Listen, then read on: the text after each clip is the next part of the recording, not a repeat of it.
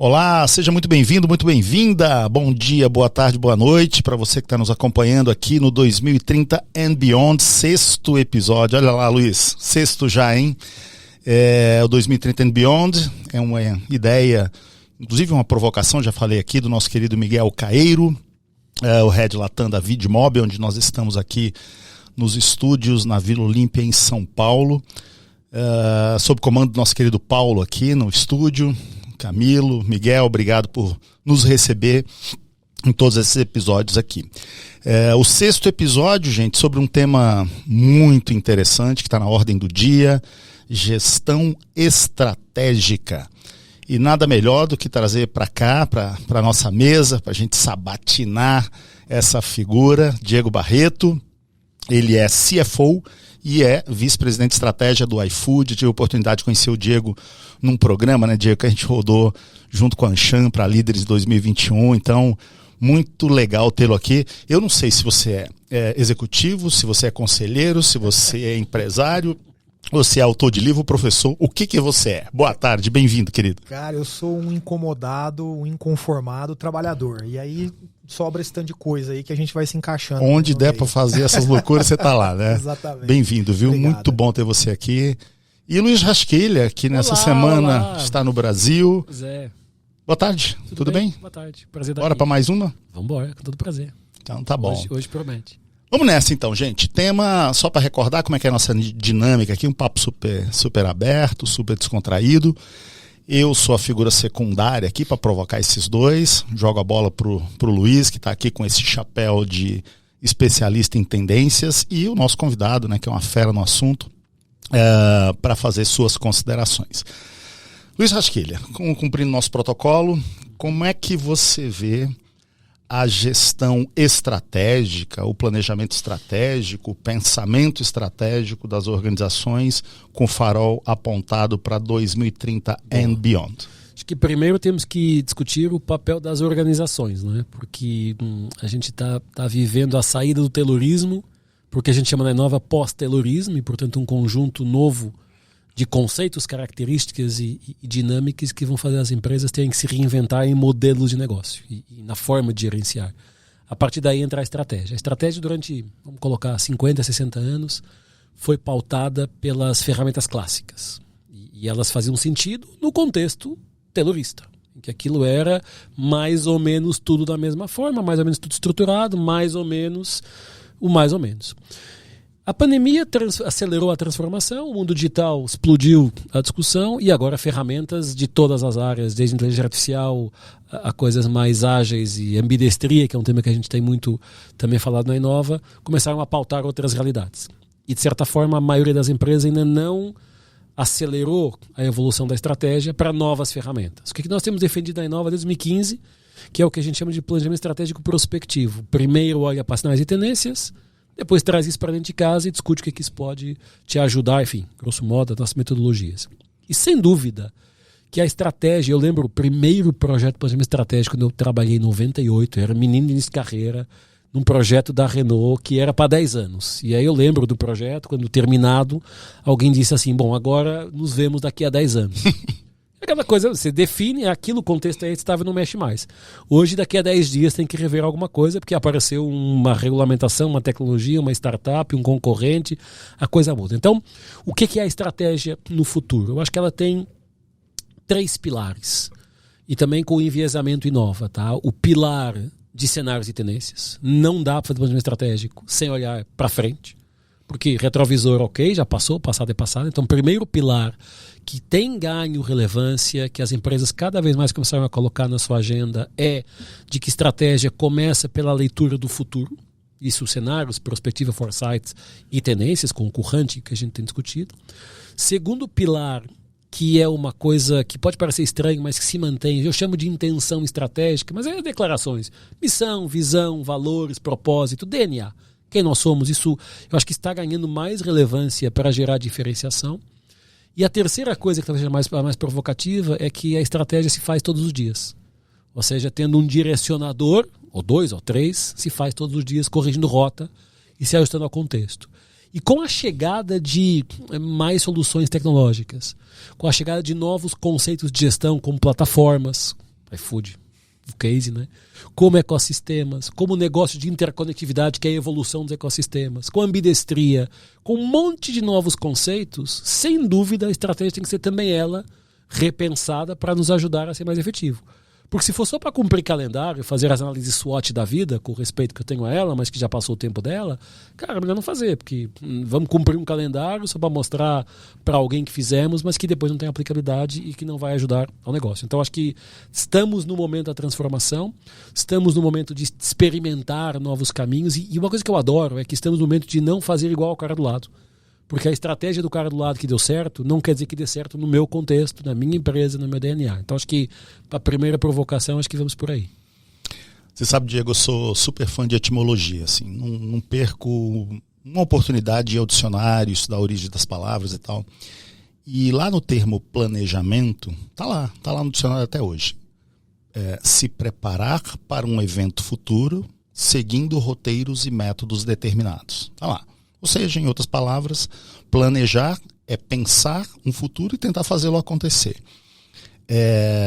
Como é que você vê a questão de planejamento, estratégia e gestão estratégica, olhando para 2030 and beyond? O que você concorda, discorda ou acrescenta ao que o Luiz já colocou? Boa, cara, eu acho que você é fã de etimologia, eu sou fã de fundamentos. Assim, eu sou um cara muito chato para...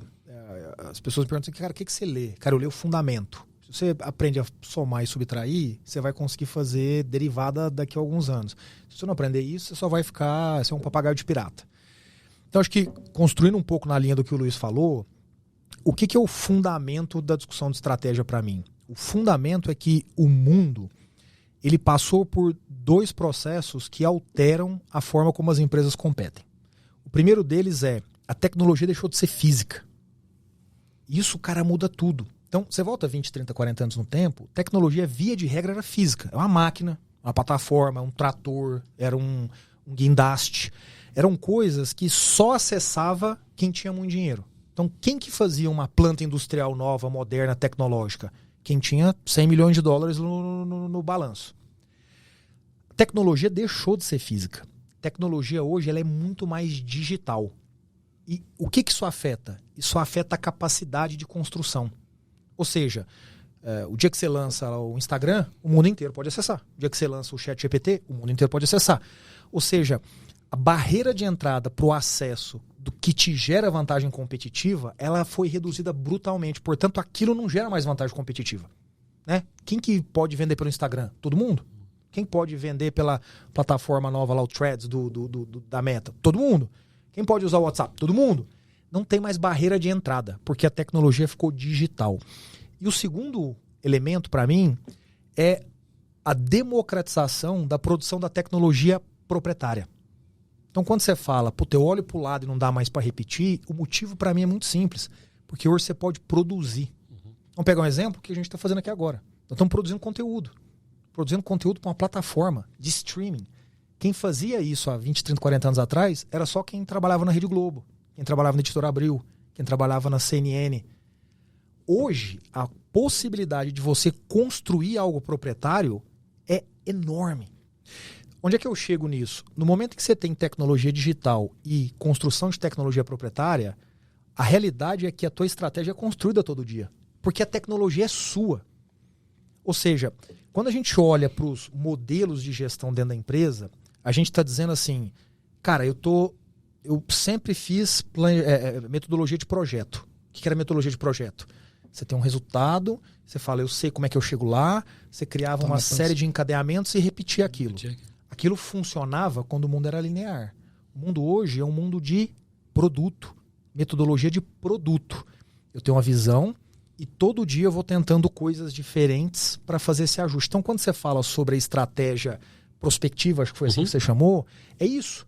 O que eu tenho dentro do iFood nesse exato momento? Tem lá uns 300 times que está redefinindo a estratégia todo dia, ou seja, as opções que são difíceis de serem alteradas, que tem uma relevância para o negócio, que altera o meu modelo, eles estão definindo isso todo dia a partir de uma abordagem de produto, dizendo, opa, tem mais informação aqui, opa, rodei um teste aqui, opa.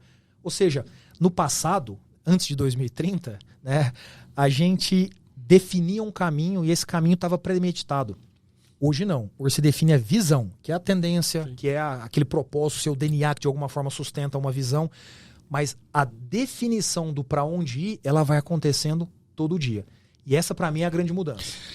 Eu me lembro quando você esteve no programa nosso lá da Anshan, e eu acho que vale a pena para quem está ou no YouTube ou no Spotify nos ouvindo, que você repetisse uma coisa que foi muito marcante lá, né? E que a gente sabe, a gente fala isso todo dia em sala de aula. A escola clássica, ela nos ensinou algumas coisas que para aquele contexto faziam sentido, mas uma delas era se apaixonar por produto e modelo de negócio, né? E eu me lembro de uma frase sua que você sempre fala muito, que é: nós temos que nos desapaixonar de produto e modelo de negócio e nos apaixonar por contexto.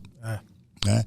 Então eu acho que a fala de vocês dois nesse lance de dia a dia é o seguinte: zero de vaidade, zero de paixão pelos filhinhos que eu estou botando no mundo, porque se o contexto mudar amanhã, o jogo muda. É isso. Exato. Eu acho que eu vou dar uns exemplos práticos aqui para tangibilizar isso para as pessoas.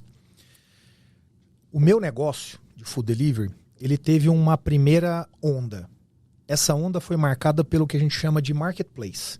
Tinha um restaurante de um lado, tinha um consumidor do outro, e era só isso que os marketplaces faziam.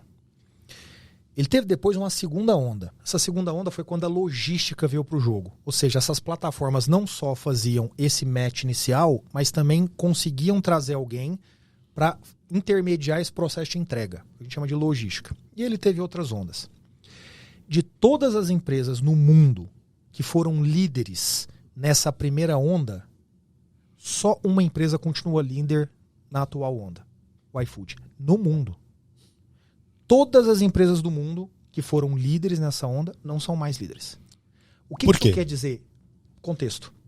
Então, olha que interessante a leitura do contexto. O marketplace, ele veio numa época em que a gente começou a ter todo mundo com internet e todo mundo com o celular na mão. Então era mágico você, ao invés de pegar um telefone, ligar e dizer: você tem pizza? Tem. Tem de mussarela? Tem. A sua vem com ou sem cebola? Você deixa de fazer esse processo, se é que você era atendido, né? Porque você estava eventualmente com o telefone ocupado. E você vai para um processo que você fala: ó, que legal, tô vendo o cardápio. Tem cebola, essa que eu não gosto, vai. Então, essa foi a primeira onda. Quando é que o contexto muda?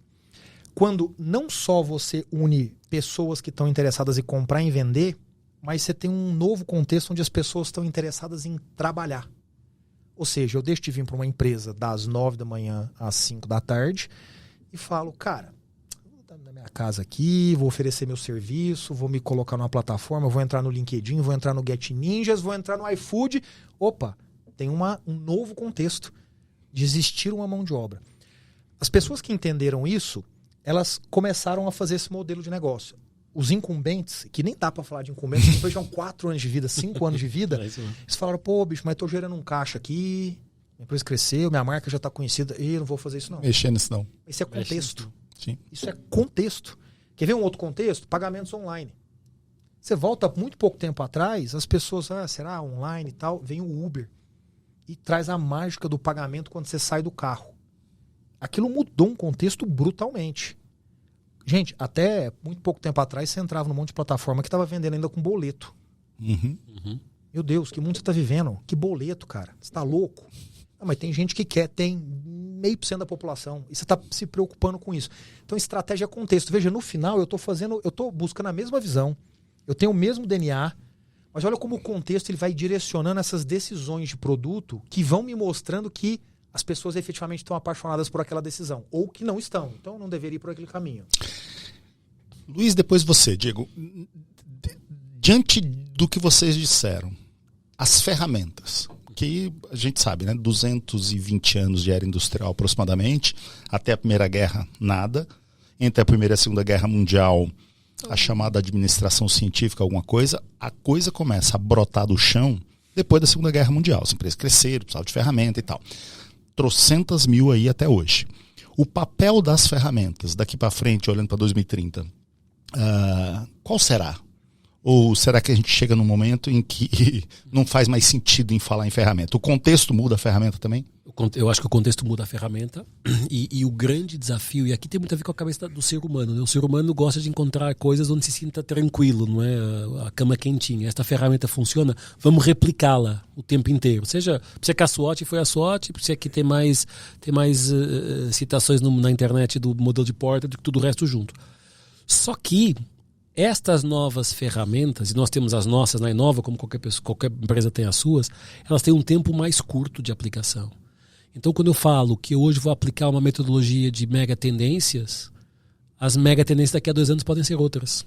E, portanto, eu tenho que mudar a forma de olhar para elas e as aplicar. E, portanto, não é tanta ferramenta, é mais a mentalidade do que fazer com esse conteúdo. Então, nós vamos assistir nos próximos anos e das próximas 2, 3 décadas, sem nenhuma dúvida, ao nascimento de um conjunto muito amplo de ferramentas, modelos e formas que talvez não temos noção ainda hoje. Se pensar, embora o conceito de ambidestria tenha 20 anos, ele ganhou o mundo há 2 anos. Há 2 anos para cá é que se fala em cuida do presente, olha para o futuro, exploit, explore, coisa com 20 anos. Aí a ferramenta, não, o contexto agora foi propício a que essa ferramenta aparecesse, a dizer, olha, mantém a entrega da pizza todo dia, mas começa a pensar se é pizza que o pessoal vai querer comer daqui a 3 anos. Então a gente vai assistir não mais aquela ferramenta estável que vai durar 10, 20, 30 anos, mas a ferramentas, eu diria, a metodologias que vão se adaptar a cada tema, e nem todas servem para todos os negócios, para todas as empresas, e vamos ter, sem dúvida, um grupo muito grande de ferramentas, vamos chamar assim, novas despontando nos próximos tempos. Isso sem dúvida, e com a chegada de tecnologia mais user-friendly, ela vai nos ajudar. Porque o chat GPT da vida é o início de uma conversa que está para ser tida ainda. E aí vamos ter mais ferramentas que não temos ainda noção do que pode ser. Que eu acho que é um belo desafio intelectual para os gestores, para os chief strategies e para quem está discutindo esses temas. Total, eu concordo. E voltando um pouco na história do aspecto fundamental, para mim o aspecto fundamental dessa redefinição de ferramentas está em uma palavra, que é teste. Por quê? Porque 10, 20, 30, 40, 220 anos atrás era muito difícil testar. Então você falava assim, puta, eu vi uma tendência, eu quero isso pra mim, acho que esse é o caminho. E você tomava uma decisão. Hoje, pensa, qualquer pessoa nesse exato segundo pode entrar no WhatsApp e oferecer para 50 pessoas lá algo que você está vendendo e ver a reação. Você pode entrar no Instagram e oferecer para 1000 pessoas lá da sua rede uma outra coisa de um outro jeito, com uma outra abordagem. Teste AB. Total. Aí, olha em tempo real, né? Em tempo real. Aí, olha que interessante. Aí pluga aqui agora a emergência dos modelos de IA generativa.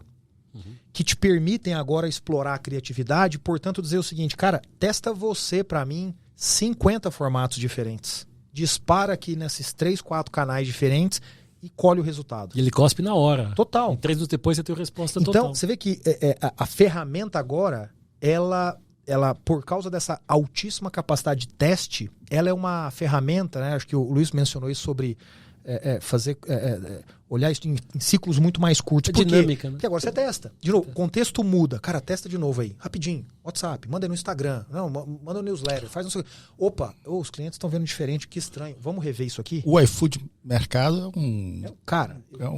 É um case impressionante, cara, né? Não sei se você pode contar um pouquinho. Posso. Cara, a gente só faz isso lá dentro. E isso é uma coisa muito legal, porque às vezes as pessoas têm uma sensação de que uma empresa bem-sucedida, ela é bem-sucedida porque tem alguém lá muito inteligente. Não existe essa pessoa no iFood, professor Pardal. Não, mas o tal pessoa lá deve... Não existe, cara, não existe. Não, mas se é o cara responsável por estratégia, você toma as decisões. Não existe isso. O que existe no iFood é, hoje, uma massa de dados tão grande que me permite enxergar comportamentos que me faz dar passos um pouco mais seguros ou voltar desses passos com muito mais velocidade. Então, eu vou dar alguns exemplos. Olha que interessante esse aqui. Hoje, eu vou dar o exemplo de ferramentas para a gente ver esse efeito. Até muito pouco tempo atrás, eu tinha lá dezenas de milhares de restaurantes no iFood que tem um monte de informação que eu não sabia o que fazer com ela. Do tipo, eu sei o que tem no cardápio, logo eu sei o que tem no item, certo? Se eu é um cara que vende pizza com 3 sabores, eu sei que precisa de farinha, eu sei que ele tem lá mussarela e etc.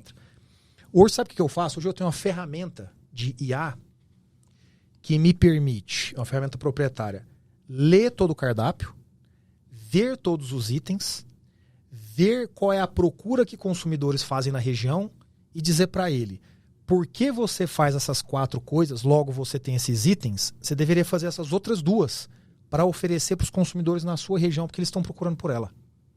E provavelmente estão comprando do lado. Do lado. Ou estão fazendo em casa, porque não tem nada na região. O que isso me permite? Ajustar a estratégia. Por exemplo, nesse caso aqui, a estratégia comercial para definir novas ocasiões.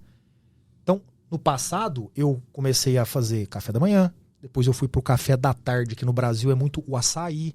E assim eu fui usando isso para poder ir construindo uma estratégia, nesse caso comercial, uma estratégia abaixo da estratégia da empresa, a partir de um uso diferente da ferramenta, baseado em dados, baseado em testes que me dão resultados e logo eu direciono as coisas. Mercado foi a mesma coisa.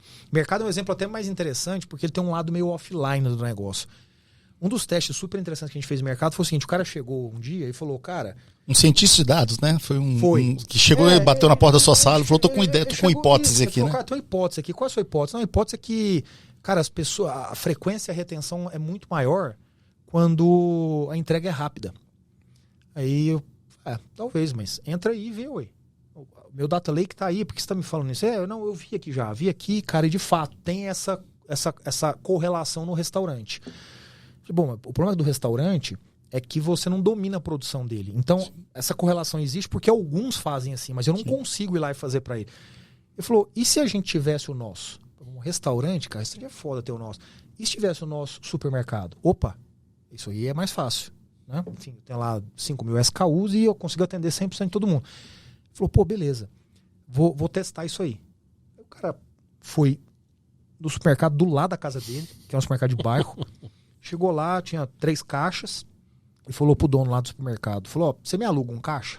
Falou, como assim te alugar um caixa? Não existe alugar um caixa. Não, alugar um caixa. Eu só quero operar o caixa para você.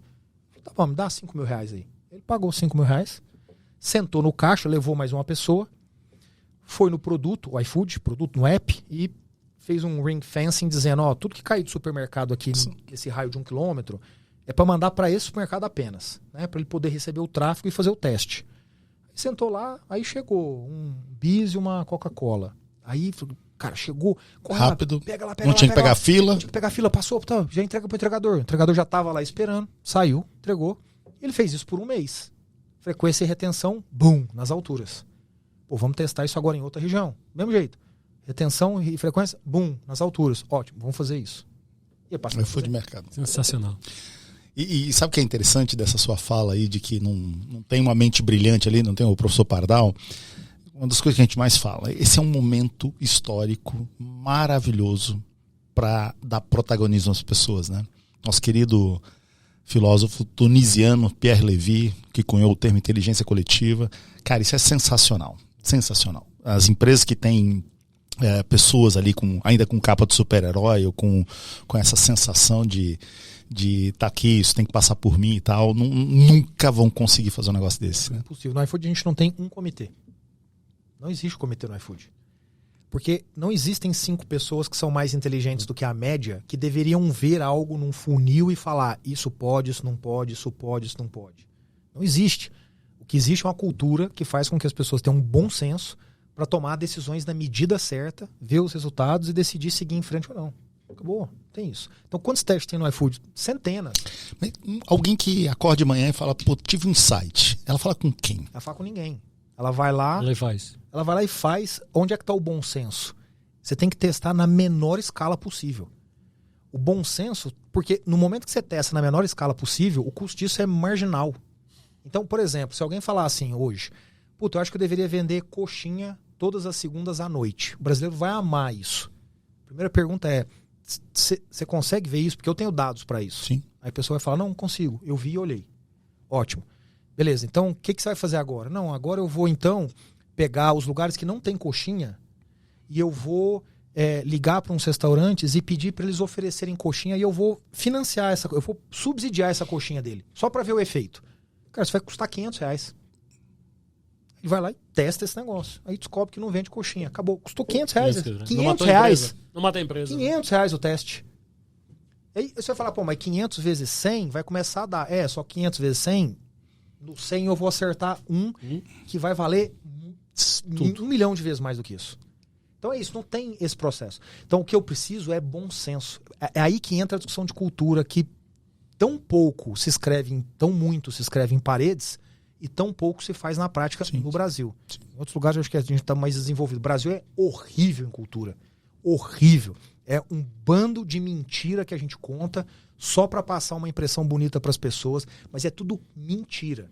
Por quê? Porque as pessoas não exercem no dia a dia. Cultura empreendedora. Tá de sacanagem. Quantas vezes eu chego e falo, cultura empreendedora. Como é que você explica isso? Não, nós somos empreendedores. Bullshit. Sabe como é que a gente explica no iFood? Você vai se fuder 80% do tempo. Se você vai fazer 100 testes e vai errar 99, 99 meses eu vou falar, cara, você falhou. Você falhou. Você sabe que muito bom. Uns dias atrás estava tendo o Anchon Talks em Campinas e o Abrão apresentou em primeira mão, na abertura do evento lá, uma pesquisa sobre tendências 2024, né? Mas muito voltado para a cultura e inovação. 700 respondentes, pesquisa robusta. Menos de um terço afirmaram que entendem que suas empresas estão com uma cultura de inovação minimamente consolidada. E aí eu jogo a bola para você agora, Luiz. Empresas, enfim, estabelecidas. Eu quero te ouvir como é que vocês conseguiram fazer isso. É mais fácil fazer empresas de tecnologia ou empresas relativamente jovens? Porque o que a gente vê por aí no dia a dia, você está mais nas empresas do que eu, na consultoria, é a antítese do que ele acabou de falar. Tem de tudo, tá? E o tem de tudo tem muito a ver com a cabeça da liderança. A gente ainda tem em muitas empresas, tipicamente empresas ou familiares de muito sucesso, ou multinacionais que estão amarradas a determinados crenças e pressupostos, aquela visão, não, nós somos inovadores, nós somos empreendedores, somos diferentes. Mas depois do dia a dia, quando o bicho pega, a coisa não é bem assim. Por quê? Porque estamos amarrados ao modelo mental que sempre foi assim. O que a gente começa a ver, e não é linear que seja uma empresa mais antiga, mais clássica, e que a melhor empresa mais ágil seja a empresa mais recente. Não é linear isso, porque depende de quem está à frente. Tem um monte de startup aí, de empresa que está não sei o quê, quando ganha um pouquinho de velocidade ou de estrutura, engessa a conversa e volta ao taylorismo. E tem um monte de empresa global, grande, mas que percebeu que o mundo mudou e tenta ir atrás de spin-offs, de startups, de aceleradoras, do que for. O que a gente vai sentindo nas empresas, por onde nós estamos transitando como divisão de consultoria, é que há uma maior consciência para a importância de que temos que pensar diferente. É o primeiro passo. Da consciência que temos que, até a execução, ainda vai uma distância grande. E aí dá uma grande oportunidade para aquelas que fizeram diferente se destacarem. Então a gente vai continuar nos próximos anos a ser confrontados com um discurso, mas que depois na prática temos mais dificuldade em fazê-lo acontecer. E eu acho que isso tem a ver também com 3 coisas. Primeiro, uma coisa que você usa muito, Marcelo, que é a ditadura do trimestre. Cara, quando você está amarrado a uma meta, a uma ditadura de trimestre, a uma valorização de bolsa, o risco que você corre é diferente. E tendencialmente, se está dando certo o resultado, não mexe. Não mexe porque se der errado, alguém vai puxar a minha orelha. Segundo, há ainda na alta gestão, mas principalmente no conselho e muito na propriedade, ainda uma visão cultural muito taylorista. E, portanto, ainda há gaps para serem preenchidos, e aqui gaps de conceitos, gaps de ferramentas, para dizer, cara, vamos ter que pensar diferente. Se eu vou para um conselho de uma empresa, já aconteceu com a gente, tá? Falar de prospectiva, e os 5 conselheiros nunca ouviram falar no tema, o cara não sabe o que eu estou falando. Não, mas você não faz a SWOT? Não, então, SWOT a gente não faz mais. Mas eu sempre fiz SWOT na vida durante 30 anos de executivo. Pois é, meu amigo, mas o contexto agora é outro. Então há ainda um caminho a ser percorrido de conscientização, por um lado, e de demonstração de que precisamos pensar diferente. E isso não é propriedade ou da empresa mais antiga ou da empresa mais recente. É dependendo da lente de quem está à frente e da gestão e da origem dos gestores, que tem a ver com história, tem a ver com formação, tem a ver com um monte de coisa, que naturalmente pauta a discussão, porque como eu sempre falo, empresas são pessoas, CNPJ é somatório de CPFs. Então as pessoas estão à frente e dão o tom E se não tiver um líder que dá o tom da liberdade, como você falou, né, testa na escala mínima, o cara não vai testar. Vai querer fazer um mega projeto para impactar 500 mil coisas, quando de repente mas depende da pessoa, depende da liderança. Eu até construindo em cima do que você disse, acho que tem duas coisas que me chamam a atenção aí. Uma tem muita empresa que se engana porque ela tem uma posição tão dominante que demora muito tempo para aquela posição ser desconstruída. Né? Então tem aquela frase que Roma começou a ruir pelas bordas. Né? Até chegar em Roma demorou um século. Então, tem muitas empresas que acreditam que tudo vai bem, obrigado, ou que ela é inovadora, porque ela tem uma posição que é difícil de ser contestada. É um pouco dos bancos brasileiros. Né? Essa posição está sendo contestada. Né? Hoje, o Morgan Stanley afirmou que o Nubank tem tudo para chegar em 2026 valendo 100 bi de dólares, que é o dobro do Itaú. Mas enquanto não chegar lá, eu não estou nem aqui criticando o Itaú, mas eu estou mais aqui olhando o setor financeiro como um todo, como esse setor demorou para reagir a coisas que eram muito óbvias. E aí você tem a sensação que inova, porque você fez um app, porque você fez não sei o quê, porque você fez não sei o quê, mas nada mudou a vida. A outra coisa aqui a liderança realmente faz toda a diferença. Eu gosto de olhar para exemplos práticos para poder falar sobre isso. E um dos grandes exemplos, talvez, recentes para mim é a Microsoft. Você viu a Microsoft com o Bill Gates fazer isso, com o Steve Ballmer fazer isso, e essa empresa, se não tivesse trocado a liderança pelo Satya Nadella, ela teria sido destruída no mundo do cloud, no mundo do Google com G Suite, e hoje a Microsoft faz isso. Isso é a mesma empresa. No espaço de tempo de 20 anos aqui, tem 3 pessoas que faz esse movimento ser totalmente diferente. Você sabe, a gente estava aqui com a Amanda Andreoni discutindo CX, né? E é interessante, voltando à questão do contexto, o contexto ele muda, no final do dia ele muda as dinâmicas sociais e muda as pessoas, né? Eu contava para ela a questão de fricção, porque quando se fala de CX, um dos temas que está na mesa é redução de fricção. Você falou em banco, sou cliente de um banco, que quando eu faço um TED confirmado e tal, eu voltar para a tela inicial, eu tenho um hábito eu quero voltar para a tela inicial para ver se o TED caiu na conta, tal. Eu tenho que apertar 5 vezes o botão voltar. Não tem um ali para eu voltar direto. Sempre foi assim. Sou cliente desse banco há mais de décadas. Só que hoje, isso nunca me incomodava. Isso passou a me incomodar um pouco. Hoje isso me deixa assim com o sangue fervendo de raiva, né? Então, essa questão... E se for olhar as declarações institucionais desse banco, os investimentos que diz que faz em inovação e tal, e você fala, cara, coisas muito simples seguem sendo negligenciadas. Vou te contar um exemplo da semana passada na minha casa. Eu e minha esposa trocamos o celular. Então trocamos o celular, o iPhone, então todo mundo, os dois lá começaram a fazer o download do cloud para poder, né, estabelecer as configurações. Aí eu acessei o meu banco. O meu banco eu acessei o app. Ele falou, você está num telefone novo, preciso validar isso. Ele pediu o meu rosto, pediu para eu fazer o movimento, pronto. Ela acessou o app do banco dela, que disse, obrigado, agora vá à agência validar essa... Minha nossa. Sabe qual é a chance da minha esposa e a agência? É zero. É zero. Até porque ela tem uma vida executiva louca. A chance dela ir é zero. Sabe o que vai acontecer? É trocar de banco. Com certeza absoluta. Está fazendo já o processo. É isso mesmo.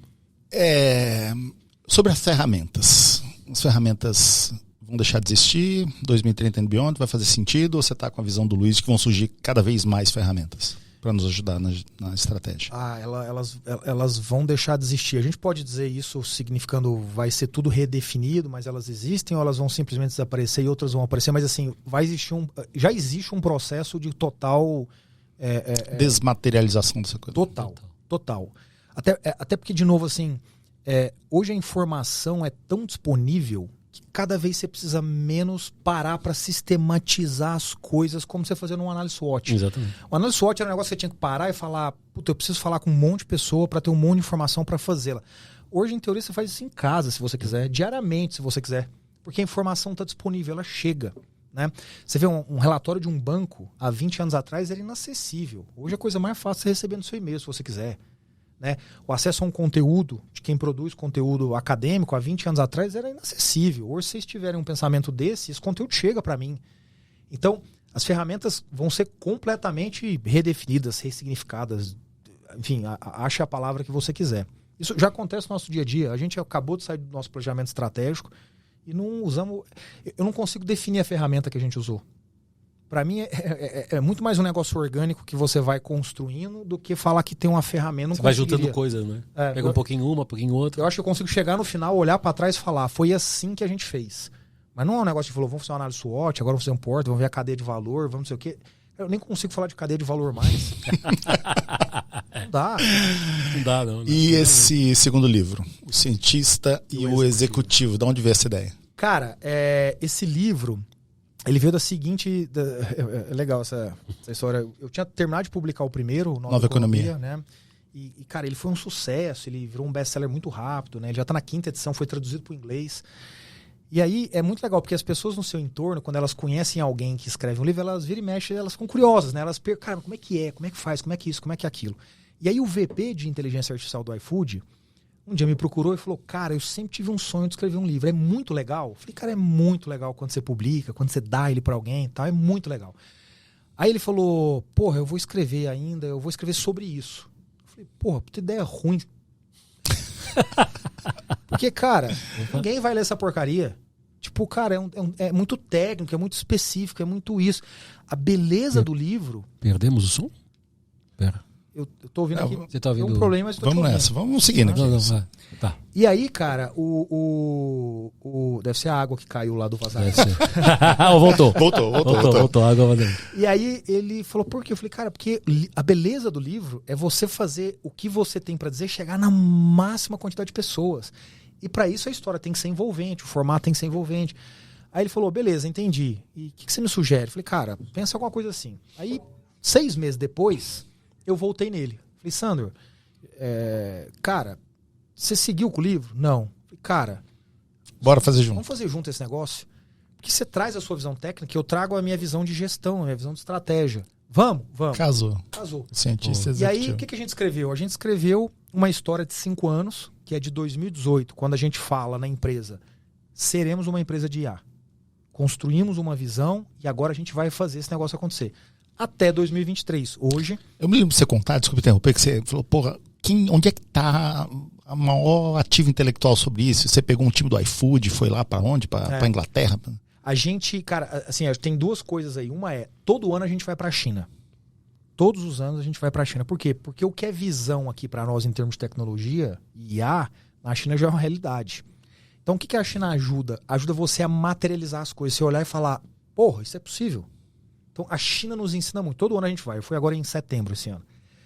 E aí o que a gente fez? Quando a gente definiu a visão, a gente pegou as pessoas e começou a mandar. Aprofundar mesmo. Total. Então eu fui, sei lá, pro Imperial College algumas vezes para poder, cara, ver, entender, saber os conceitos. Não é para virar o cara que vai modelar o negócio. Esse não é o meu papel. Mas eu preciso empurrar isso na organização. Eu preciso fazer o change management. Então a gente conta toda essa história da visão, do change management, da criação da infraestrutura, definição da linguagem, as clusterizações, depois como é que a gente faz IA virar uma engrenagem. Aí a gente conta um monte de merda que aconteceu no caminho, um monte que aconteceu, e depois o estágio que a gente chegou. Hoje o iFood tem 130 modelos de IA proprietários. O iFood hoje, se eu desligar os modelos, o iFood para de funcionar. Ele não, é impossível ele funcionar hoje sem esses modelos de IA. Então, cara, assim, é uma história muito legal. E por que a gente escreveu? Porque a maioria das empresas brasileiras, a grandíssima maioria, olha para IA com 2 óticas. Uma cara, pô, isso é do Google, é do OpenAI, da Anthropic. Não é nosso, né? Nunca vai ser Nunca vai ser pra gente, né? E a outra é com uma visão que é terrivelmente ruim. Que não, IA é eu ir numa prateleira, comprar e instalar aqui dentro. Pô, aí você não chegou em lugar nenhum. Você comprou a mesma coisa que eu tenho, você não chegou em lugar nenhum. IA, cara, tem que ser desenvolvida, é a história da tecnologia proprietária. Então, você não vai competir com a OpenAI. Mas naquele processo específico da sua empresa, a OpenAI não vai fazer um modelo específico. É você quem tem que fazer esse modelo. Esses são meus 130 modelos atuais. Que eu fui pegando, na logística. Como é que eu defino a alocação de frota? Cara, pensa que eu tenho chuva, topografia, O dia que tem jogo do Corinthians ou do Flamengo. É verdade isso. A oferta, de entregadores cai. O dia que chove, você Pede mais. Você pede mais porque você não quer sair. Mas o cara não entrega, não quer pagar chuva. Exato. Então, cara, olha isso. Quem toca isso hoje é um modelo. Marketing. Cara, quem define a alocação de cupom é um modelo. Você não precisa. Você já pede 10 vezes por mês. Você precisa. Pô, tem uma ocasião nova que eu estou desenvolvendo. É um modelo. Então, o que a gente está tentando ali é inspirar um pouco as empresas. Não para dizer que o iFood é melhor do que o... Não, é assim, cara, você pode fazer, cara. Eu fiz. Qual a diferença minha e sua? Nenhuma. Só que tem um beabá. Leva tempo, tem que ter uma visão. É na figura do CEO e do acionista, não é na figura do executivo. Ah, contratei o Diego, vamos para lá. Se o líder... O Diego não vai mudar nada. Nath morto. É o acionista, exato. Muito bom. Ele que empodera, né? Vamos fazer o lançamento desse livro para o ecossistema da Inova, hein, cara? Só me convidar. Pô, eu vou ler e vamos marcar isso aí. Vamos marcar. Gente, olha só. O tempo voou aqui, estouramos até o tempo tradicional, mas eu ficaria mais uma hora aqui com esse papo gostoso, mas vamos cumprir nosso protocolo.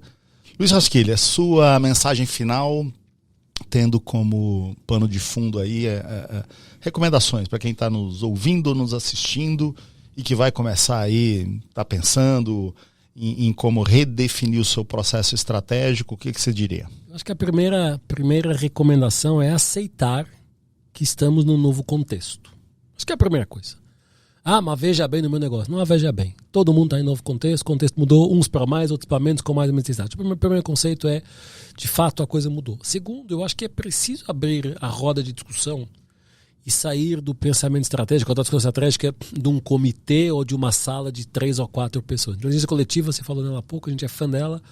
Abrir a roda de discussão, e não é só a roda de discussão no top management, às vezes descer ao middle e ao entry level, porque ali cabeças pensando e com ideias muito ricas que podem ser trazidas. E terceiro ponto é fazer do planejamento estratégico uma rotina diária. Ou seja, não é vou fechar todo mundo 3 dias para desenhar a estratégia, daqui a 1 ano voltamos a discutir. É dia a dia. Então, sim, naturalmente, como a gente defende, temos que ter algum tipo de kick-off, alguma interação para começar a desenhar os pressupostos, mas é no dia a dia que a coisa acontece. E eu tenho que falar para todos os clientes. Hoje fechamos 2 projetos de consultoria e planejamento estratégico, eu falei para os 2, fazer bem feito e mal feito custa o mesmo. Se for fazer só para cumprir calendário, para dizer que fez, não faz, cara. Não faz, vai gastar tempo, vai gastar dinheiro, vai frustrar a expectativa. Vamos fazer bem feito e vamos calibrar ao longo da jornada. É uma jornada, não é mais um projeto. É uma jornada, eu acho que isso é a maior provocação que podemos trazer para os líderes que nos estão ouvindo, para os conselheiros e principalmente para os acionistas, porque é importante empoderar o time para que isso possa acontecer. Diego, para quem está nos ouvindo, nos assistindo e, enfim, ficou tentado ou tentada aqui, fala, cara, como é que eu boto essa visão, essa dinâmica iFood na minha empresa e tal? Por onde começar? Como fazer? Dá para fazer isso? Dá. Começa demitindo a liderança toda atual e recontratando uma nova. Gostei. E depois que você recontratar uma nova, você coloca uma visão dizendo que você quer mudar e dá 1 ano, 1 ano e meio para as pessoas se adaptarem. Quem não se adaptar, você demite também.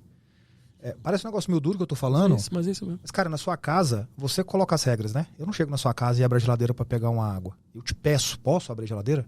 Na minha casa, sou eu que defino as minhas regras. Então, o grande ponto para mim é, e a gente volta para a cultura aqui, você tem que fazer tudo isso que foi dito e, portanto, você tem que exigir que as pessoas façam. Não é uma opção. Todo mundo. E quem não fizer, não deveria ficar.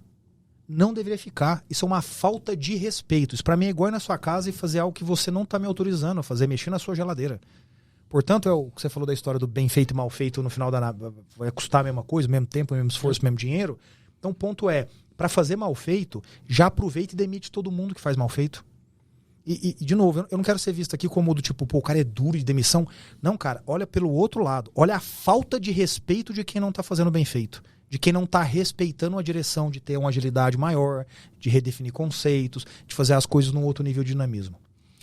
Eu sou obrigado a te fazer mais uma pergunta. Eu sou um desses líderes que estou numa organização e que a coisa não está indo e eu não estou cumprindo, não estou conseguindo, até gostaria, mas eu não estou conseguindo entrar nesse jogo. O que você diz para mim? Manda o currículo para mim.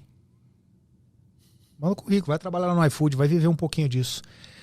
Brincadeiras à parte, o que eu tô querendo dizer aqui é o seguinte, dado o que você quer na sua carreira, tem um limite o que o ambiente te dá, certo? Então é como se você quiser, não sei, jogar futebol em alto nível e mudar para um país onde não tem cultura de futebol. Você não vai encontrar os principais técnicos, você não vai jogar em alta rotação quando você ainda é um moleque para poder. Você tem que procurar um ambiente. Então, tem empresas que não estão dispostas a isso. A empresa que está bem estabelecida, ela eventualmente está se enganando ali, não está enxergando e não é lá que você vai conseguir se desenvolver nisso. Então, vamos pegar um exemplo mais fácil.